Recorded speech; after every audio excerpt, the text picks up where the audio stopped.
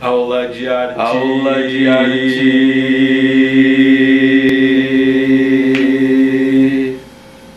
Aula de arte com o professor Didier.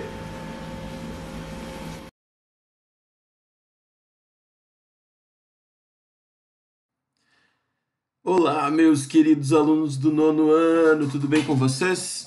Nossa prova de arte foi na segunda-feira.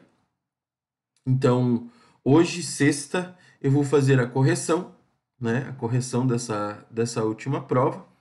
Espero que todos tenham ido muito bem, né?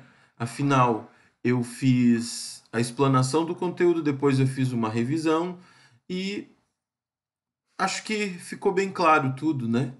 Espero que todo mundo tenha ido muito bem e hoje eu vou fazer a correção então. Eu peguei aqui uma prova que alguém tirou 10 para fazer essa correção. Vários alunos tiraram 10. Essa ilustração aqui, ó, que tem a profundidade, né, do cenário, um cenário pintado, né?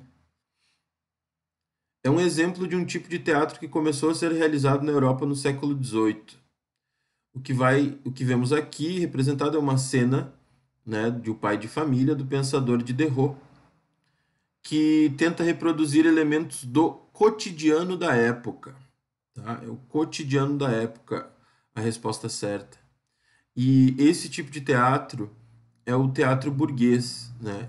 Que representava os valores das famílias abastadas daquela época, né?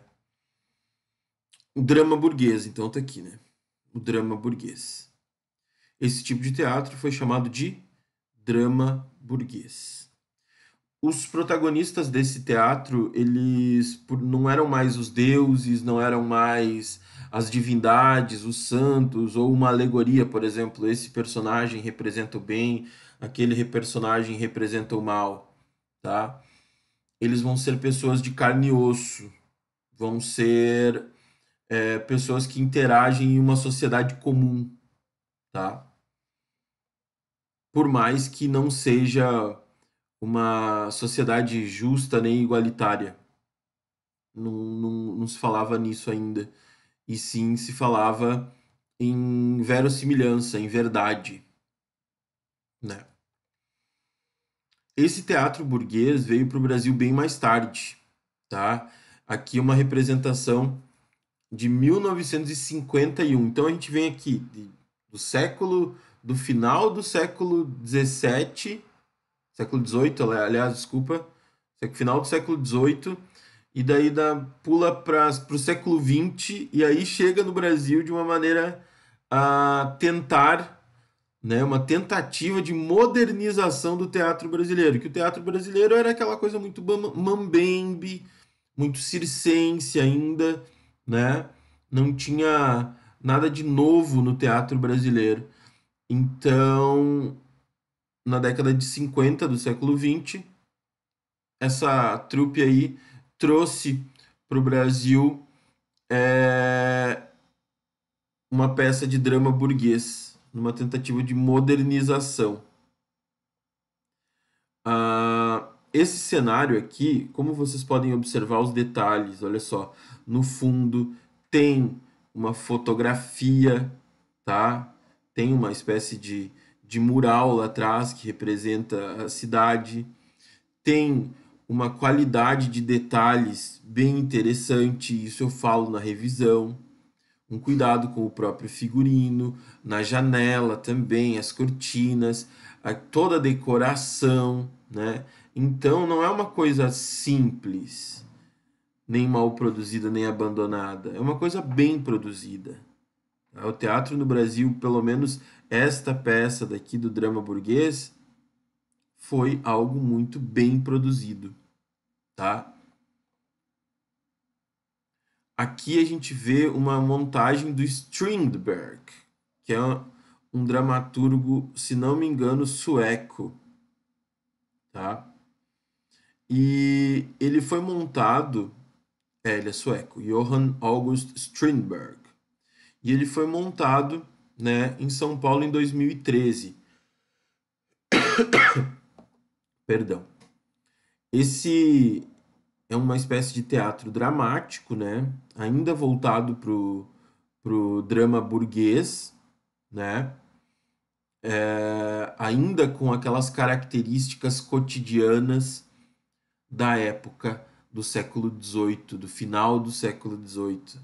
Então foi montado já no século XXI, mas ainda com a influência do século XVIII. Então, os cenários cuidadosos e os temas da vida cotidiana e familiar, ainda nos moldes antigos.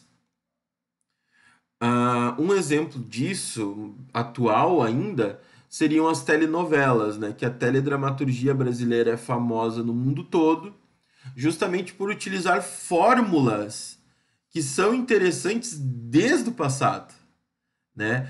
Por que que, por que que a Rede Globo faz tanto sucesso fora do nosso país?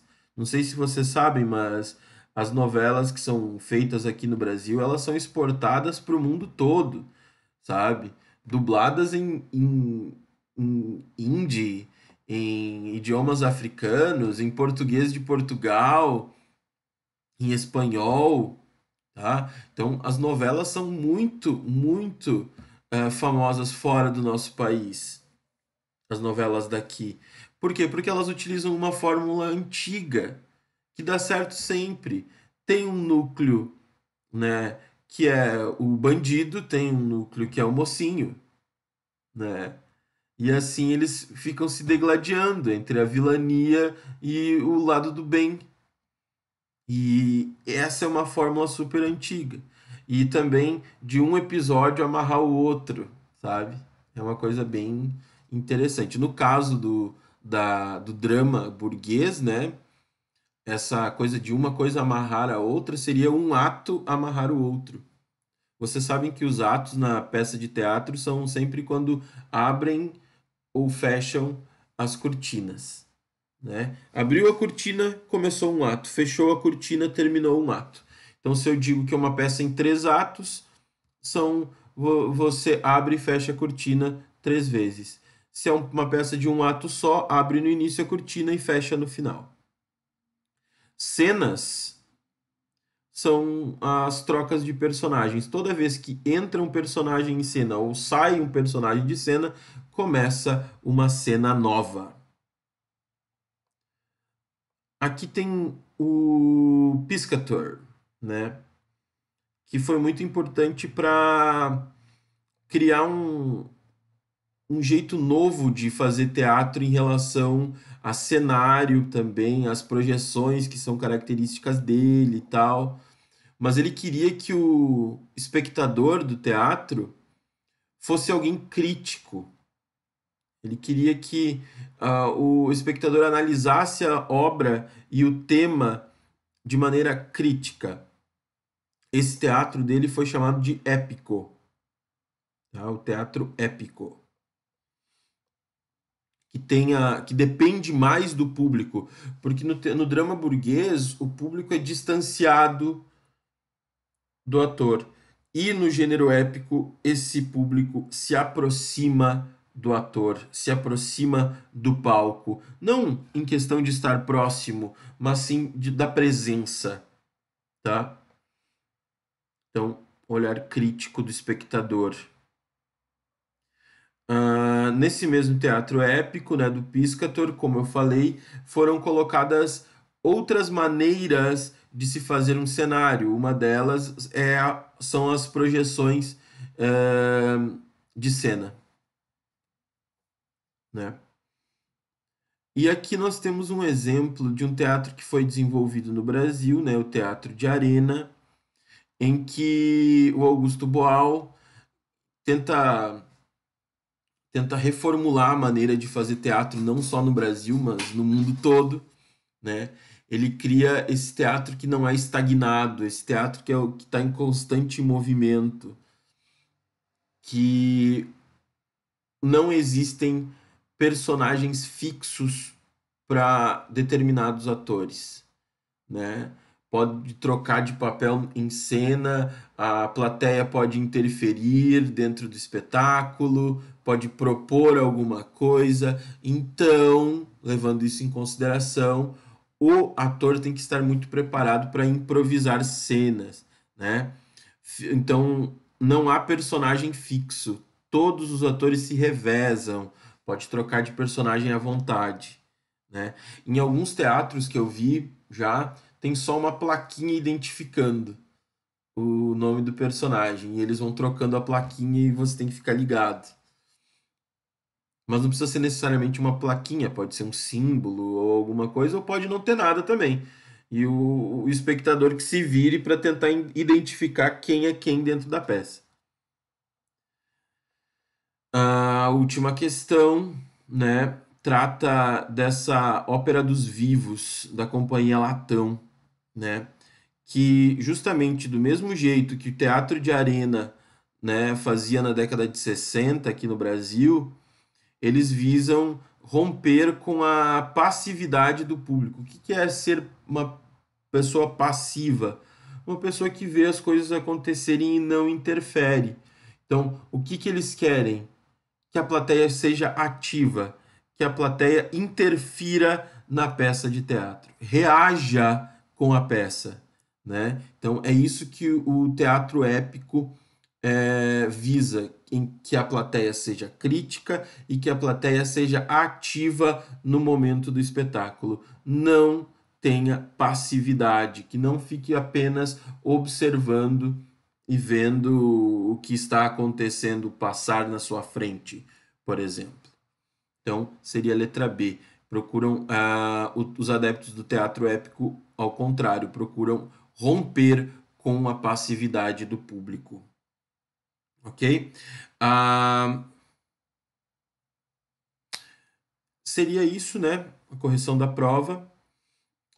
Se alguém tiver alguma dúvida, é só escrever nos comentários, né? Questionar alguma coisa. Semana que vem eu vou bolar uma atividade prática para a gente sair um pouquinho dessa mesmice teórica e tal. Vai ser uma atividade prática, ok? É isso. Qualquer dúvida, me perguntem, qualquer dúvida, comentem, tá bom? Um grande abraço a todos e até a próxima.